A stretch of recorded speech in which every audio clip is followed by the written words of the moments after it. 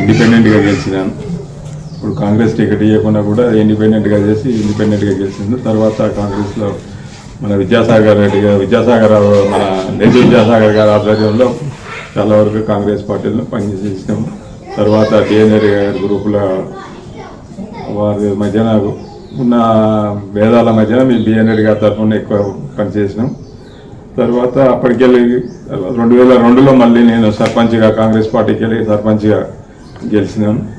2007 వరకు కాంగ్రెస్ పార్టీలో ఈ గ్రామంలో అభివృద్ధికి సాధ్యమైనంత వరకు మ్యాక్సిమంగా ఎంపీటీసీగా అయితేంది, సర్పంచ్గా మ్యాక్సిమంగా ఈ విలేజ్లో ఉన్న ఈరోజు ఉన్న డెవలప్మెంట్లలో 90% వరకు 70 నుంచి 80% వరకు మేము చేసినాం. తర్వాత కాలంలో ఇక మున్సిపాలిటీకి మధ్యాహ్నం మళ్ళీ వేరే ఒక సర్పంచ్ గారు వచ్చిండ్రి. దాని తర్వాత మున్సిపాలిటీకి పోయింది. మున్సిపాలిటీకి పోయిన తర్వాత మళ్ళీ ఒక సంవత్సరంలో మున్సిపాలిటీ క్యాన్సిల్ అయ్యి మనకు ఎలాంటి ఎలక్షన్ లేకుండా అప్పటికెళ్ళి గ్రామంలో ఎలాంటి అభివృద్ధి పనులు జరగకుండా ఉన్నవి.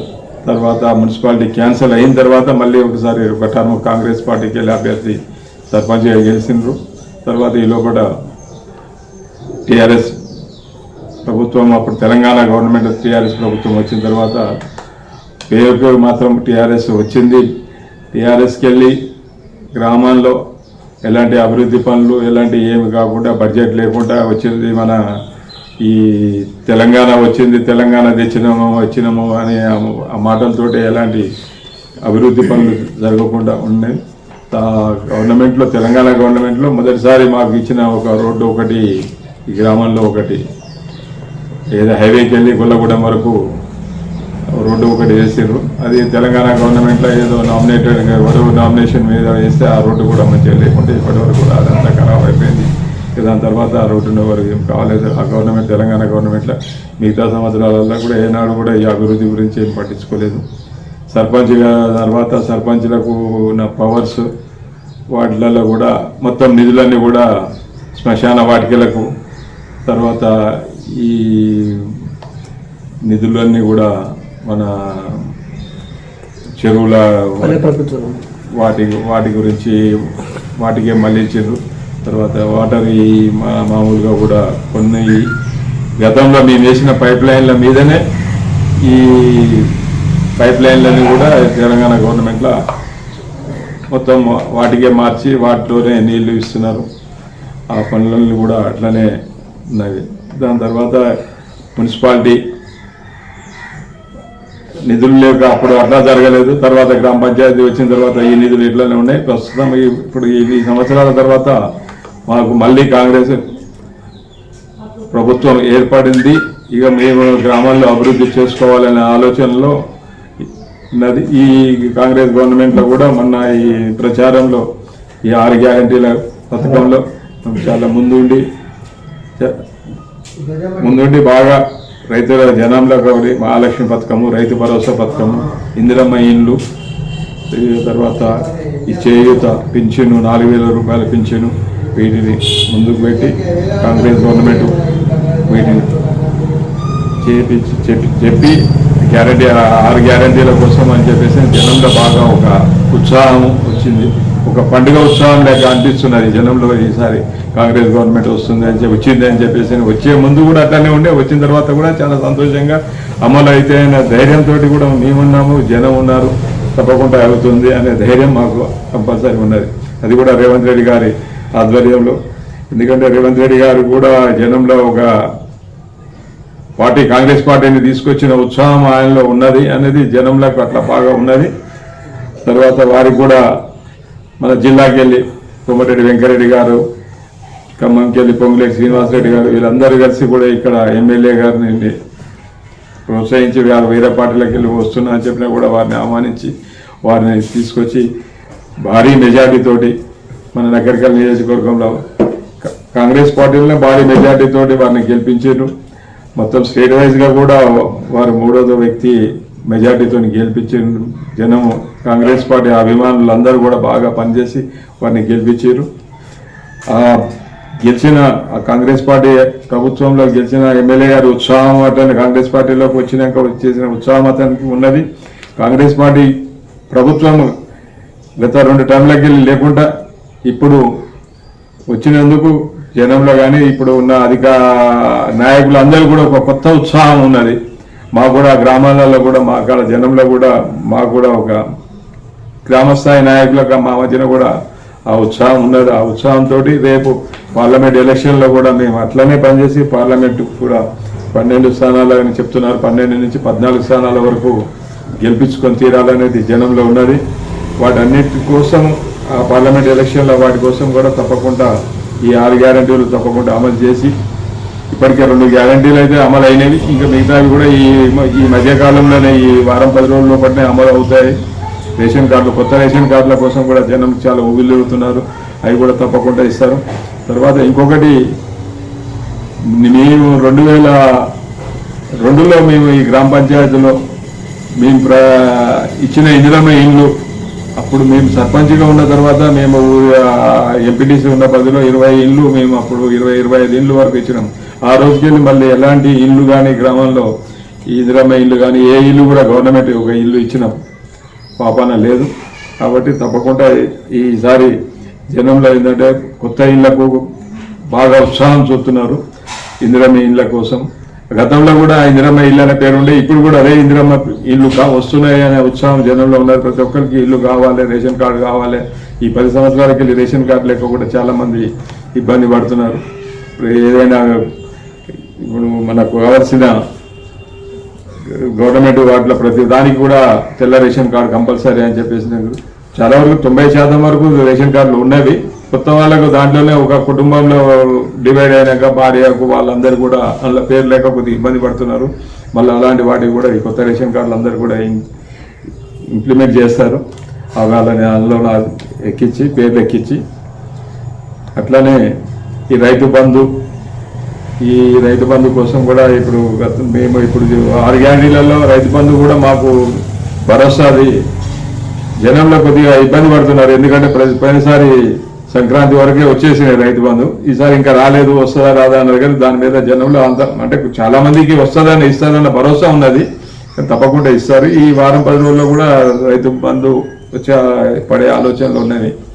వాటి కోసం జనాలు కొద్దిగా ఇబ్బంది పడ్డా కూడా ఓపిక పట్టి అయినా కూడా వాళ్ళు ఎవరు పెద్దగా నిరాశ ఏం లేదు, కాకపోతే కొద్దిగా ఇబ్బంది పడుతున్నారు. ఆ ఇబ్బందిలో వాళ్ళ ఇదేం పెద్ద ప్రాబ్లం కాదు. ఏంటంటే కాంగ్రెస్ గవర్నమెంట్ వచ్చిన సందర్భంలో ఖుషీలో జనంలో ఒక కొత్త ఉత్సాహం ఉన్నది, జనంలో ప్రతి ఒక్కరి కాడ ఉన్నది దాంట్లో.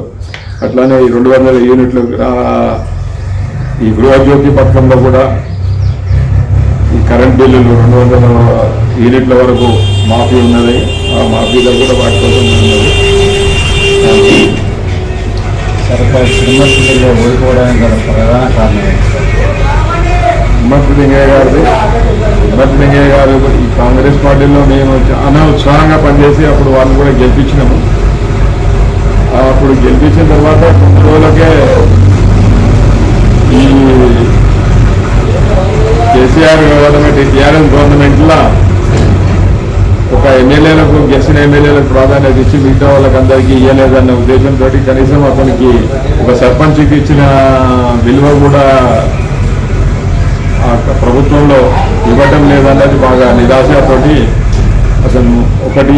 తర్వాత ఇక ఎట్లా గవర్నమెంట్ గత అంతకుముందు 5 సంవత్సరాల్లో పదవి లేకుండా ఖర్చుతోటి భరించలేక ఏదో ఇబ్బంది పడి, తర్వాత ఈ గవర్నమెంట్లో కూడా నాకు ఏమీ లేదు అన్న ఉద్దేశంతో డబ్బులకు అమ్ముడుపోయిండు అన్నది ఒక సాకుతోటి అయితే అది డబ్బులకైతే 100% అయితే ఇక పదవి ఒట్టిగానే అయితే ఓడిపోరు. ఆ డబ్బుల కోసమే పోయింది అనేది ఒక జనంలో ఉన్నది, వాస్తవం కూడా కావచ్చు. దాంట్లో ఏమంటే మాకు దీంట్లో ఈ అభివృద్ధి గ్రామాలలో మొత్తం కూడా ఈ ఎమ్మెల్యే పదవి లేకుండా, మనం ఏ పదవి లేకుండా కూడా మనం ఏం చేయలేము అన్న నిస్పృహతోటి మేము పార్టీ మారుతున్నా అని చెప్పి మాకు అందరూ కూడా చెప్పిపోయిండు. కానీ అయినా కూడా మేము అలాంటి మాకు ఆలోచన లేకుండే, పార్టీలు మారే ఆలోచన లేకుండే. తర్వాత కొద్ది రోజుల తర్వాత కూడా సరే అతనైతే ఆ గ్రామాల్లో ప్రతి ఊరికి ఒక 10-15 లక్షల రూపాయలు ఈ సిసి రోడ్లు అవి కొన్ని పెట్టిండ్రు. ఆ అభివృద్ధి కోసమనే పోయినా అని చెప్పి సాఫ్ తోటి అయితే అతను పోయిండు. దాంట్లో అతనికి తర్వాత ప్రధానంగా కేసీఆర్కు కేటీఆర్కు ఈ 2 టర్ములు వాళ్ళు పాలించిన విధానం మీద వాళ్ళు చేసే వాగ్దానాలు అమలు చేయకపోవడం వలన జనంలో బాగా వ్యతిరేకత. రైతు బంధు మన గొర్రెల పెంపకంలో విలేజ్లలో కొంత, బీసీ బంధు కొంత, దళిత బంధు కొంత, ఊరికి కొన్ని ఊర్లలో ఇచ్చి కొన్ని ఊర్లలో ఇవ్వకపోవడం కొంత, ఇచ్చిన ఊర్లలో ఒకరిద్దరికి ఇవ్వడం వలన బాగా జనంలో బాగా అదొకటి ఇతను ఏమైనా మాటలలో చెప్పి 1-2 ఇచ్చి ఊరికి ఏదో ఇస్తున్నాం అని చెప్పేసిన ఉద్దేశంతో అతని మీద బాగా వ్యతిరేకత వచ్చి వాళ్ళిద్దరి మాటలు అహంకారపూరితమైన మాటలు, ఎవరినైనా కూడా ఏ నాయకుడిని కూడా లెక్క చేయకుండా సముద్రంలో కలుపుతా, తొక్కుతా, చేస్తా, వాళ్ళ జనంలో మీరు ఎంత అదే ఆలోచనలతోటి చాలా అహంకారపూరితంగా మాట్లాడి ఏ బడ్జెట్లో కూడా మన జిల్లాలో ఉదయ సముద్రంకు ఇంతవరకు ఎలాంటి నిధులు ఇవ్వకుండా 90% పనులు అయిపోయిన వాటిని కూడా అట్లనే ఆపి రాజశేఖర రెడ్డి గారి పీరియడ్లో శాంక్షన్ అయిన దాన్ని వెంకరెడ్డి గారు చాలా ఉత్సాహంగా పనిచేపించి వదిలిపెట్టిన దాన్ని ఆ 50%లో ఒక 10 సంవత్సరాలలో కూడా 70%, 80% తీసుకొచ్చి అవి అక్కడే పెట్టేసి ఆ విధానంగా అన్ని ప్రాజెక్టులలో కమిషన్ల కోసం చేసి ఇక్కడ కొన్ని ఈ తెలంగాణ ఉత్తర తెలంగాణ కమిషన్ల మీద అలాంటి ప్రాజెక్టులు పెట్టుకొని ఇలాంటి లక్షల ఎకరాలు చూపిస్తా అని చూపించిన ఆఖరికి మన చూసే ఈ కాళేశ్వరం కూలిపోవడము ఎంత వాళ్ళ నాణ్యత అంతా కూడా బయటపడి జనంలో ఒక వ్యతిరేకత బాగా వచ్చింది. ఆ వ్యతిరేకతతోటి కొంత వాళ్ళ అహంకారపూరిత మాటలతోటి కేసీఆర్ను కేటీఆర్ను ఎట్లా ప్రభుత్వం మార్పిడి ఉండాలి, ఇప్పుడు వాళ్ళు ఇచ్చేవాటికి కాంగ్రెస్ 6 గ్యారెంటీల వాటికి కూడా వాళ్ళు ఇస్తారన్న గ్యారెంటీ అనేది కేసీఆర్ మాటలు నమ్మలేక వాళ్ళు గతంలో చెప్పుతూ పోతుండు. అన్నీ ఈ దళిత బంధు, బీసీ బంధు ఒక్కొక్కటి ఊరికి ఒక్కొక్కటి ఇచ్చుకుంటూ పోతున్నాడు కాబట్టి మిగతా అన్ని కూడా పెండింగ్ పెడుతున్నాడు. ఇది మాటలు చెప్తున్నాడు, మళ్ళీ తర్వాత ఇయ్యడు అన్న భరోసా వాళ్ళకు జనంలో బాగా వెళ్ళిపోయింది. కాబట్టి ఆ జనము బాగా వ్యతిరేకత వచ్చేసి రాష్ట్ర వ్యాప్తంగా కూడా ఇప్పటికి కూడా అన్ని స్థానాలు మ్యాక్సిమంగా 30-50 మెజార్టీ వచ్చిందనంటే కేసీఆర్ మీద ఎంత వ్యతిరేకత వచ్చిందో జనంలో బాగా తెలుసు. ఆ వ్యతిరేకతతో కొన్ని ఓడిపోయినవి కూడా బీజేపీ వాళ్ళకు ట్రయాంగిల్లో ఉన్నాము. వాళ్ళు బీజేపీ ఎక్కడైతే తప్పించిందో అలాంటి స్థానాలలో మెజార్టీ తక్కువ వచ్చి గెలిచిన వాళ్ళు ఉన్నారు. ఓడిపోయినవి కూడా అలాంటివి ఉన్నాయి కాంగ్రెస్ పార్టీ. కాబట్టి మిగతా వాటిలన్నింటిలో కూడా ఎంత అంటే వీటిలో అర్థమవుతుంది ఏంటంటే కేసీఆర్ మీద ఎంత వ్యతిరేకత, కేటీఆర్ మీద ఉన్న వ్యతిరేకతకు జనంలో బాగా అర్థమైంది. ఇతను చెప్పే మాటలకు ఈ చేసే పనులన్నీ కూడా కమిషన్ల కోసం ఆ ప్రాజెక్టులు అని చెప్పడం, ఇవన్నీ చేసినాయని కూడా మేడిగడ్డ కుంగిపోవడము, కాళేశ్వరం ఇవన్నీ కావడం కూడా వాళ్ళ కమిషన్లకు చేసిన నాణ్యత ఇవన్నీ కూడా జనంలో బాగా తెలిసిపోయింది. వీటన్నిటికి కూడా రేపు రేవంత్ రెడ్డి గారు వదిలిపెట్టారు. తప్పకుండా వాళ్ళని అందరినీ కూడా చేయాలి, లోపలికి చేసి దాని మీద ఎంక్వైరీ చేపిస్తారు. ఆ ఎంక్వైరీలో అన్ని వాళ్ళు చేసిన పనులన్నీ కూడా బయటపడతాయి.